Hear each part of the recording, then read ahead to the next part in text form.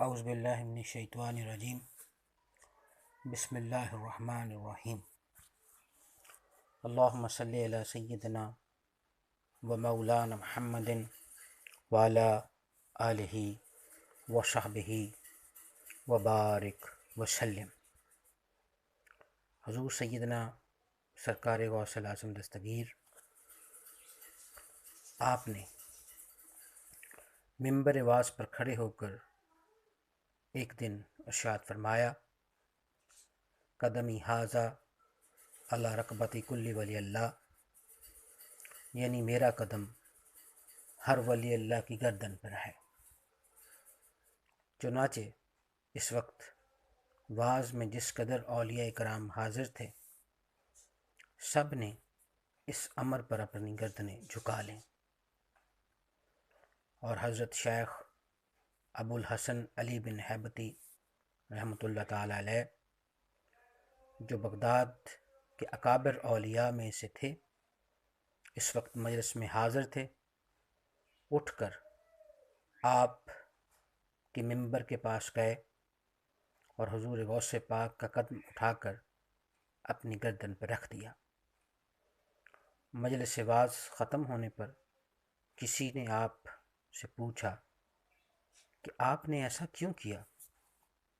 تو حضرت ابو الحسن علی بن ہیبتی نے جواب دیا کہ میں نے باطن میں دیکھا کہ آپ حضور غوث اعظم دستگیر اس فرمان کے کہنے پر اللہ تعالیٰ کی طرف سے مامور ہیں، اور جو اولیاء اللہ اس فرمان کی تعمیل میں جس قدر زیادہ پیش قدمی کریں گے، وہ اللہ تعالیٰ کی بارگاہ میں زیادہ منظور اور مقبول رہیں گے۔ یہ حضور غوث پاک کی شان رفعت ہے، شان عظمت ہے۔ ایک مرتبہ آپ نے اپنے وعظ میں ارشاد فرمایا کہ میں اللہ تعالیٰ کا وہ خاص بندہ ہوں جسے تم نہیں جانتے۔ اے اہل مشرق اور اے اہل مغرب، میرے پاس آؤ اور مجھ سے باطنی علم سیکھو۔ اے اہل عراق، فقر اور ولایت کے درجات اور مقامات میرے ہاں معمولی کپڑوں کی طرح لٹک رہے ہیں، میں جسے چاہوں ایک دم میں بلا محنت و رنج پہنا دیتا ہوں۔ اے فرزند، مجھ سے ایک کلمہ سننے کے لیے اگر تجھے سال ہر سال سفر کرنا پڑے تب بھی اسے غنیمت خیال کر۔ اے فرزند، ولایت کے درجے اور فقر کی خلتیں میری مجلس میں تقسیم ہوتی ہیں۔ اور پھر آپ نے فرمایا، میری تلوار ننگی ہے، میری کمان چڑھی ہوئی ہے، میری ڈھال اٹھی ہوئی ہے، میرا تیر ٹھیک نشانے پہ لگتا ہے، میرا نیزہ بلا خطا ہے، اور میرا گھوڑا ساز و سامان سے لیس اور تیار کھڑا ہے۔ میں اللہ تعالیٰ کے جلال کی جلتی ہوئی آگ ہوں، میں سلب الاحوال ہوں، یعنی حالات کو سلب کرنے والا ہوں۔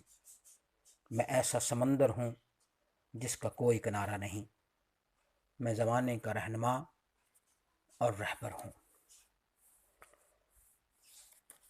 حضور غوث پاک پیران پیر دستگیر آپ نے فرمایا، مجھے باطنی طور پر کہا گیا کہ بغداد میں جائیں اور لوگوں کو وعظ و نصیحت کریں۔ بس میں بغداد کے اندر گیا تو لوگوں کو میں نے ایسی حالت میں دیکھا کہ وہاں رہنا مجھ کو ناپسند معلوم ہوا، تو میں وہاں سے چلا گیا۔ پھر مجھے دوبارہ کہا گیا تو عبد القادر بغداد میں جاؤ اور لوگوں کو وعظ و نصیحت کرو، تمہیں ان سے نفع پہنچے گا۔ میں نے کہا، مجھے لوگوں سے کیا واسطہ، مجھے تو اپنے دین کی حفاظت کرنی ہے۔ تو مجھ سے کہا گیا، نہیں، تم جاؤ، تمہارا دین سلامت رہے گا۔ اس وقت میں نے اپنے پروردگار سے 70 دفعہ عہد لیا کہ میرا کوئی مرید بے توبہ کیے نہ مرے۔ اور آپ حضور غوث اعظم دستگیر سے کسی نے پوچھا کہ ایسے شخص کی نسبت آپ کیا فرماتے ہیں جو آپ کا نام لے مگر در حقیقت نہ تو اس نے آپ کی بیعت کی ہو اور نہ آپ سے خرقہ پہنا ہو، تو کیا کوئی ایسا شخص آپ کے مریدوں میں شمار کیا جائے گا؟ تو آپ نے فرمایا جو شخص میرا نام لے اور اپنے تائیں میری طرف منسوب کرے، گو ایک ناپسندیدہ طریقہ ہی سے صحیح تو بھی اللہ تعالیٰ اسے قبول فرمائے گا اور وہ شخص میرے مریدوں میں سے شمار ہوگا۔ اور حضرت شیخ ابو سعید عبداللہ حضرت حضور غوث اعظم دستگیر کے متعلق بیان فرماتے ہیں کہ آپ نے فرمایا کہ قیامت تک اپنے مریدوں کی میں اس بات کا ضامن ہوں کہ ان میں سے کوئی بھی تائب ہوئے بغیر نہ مرے گا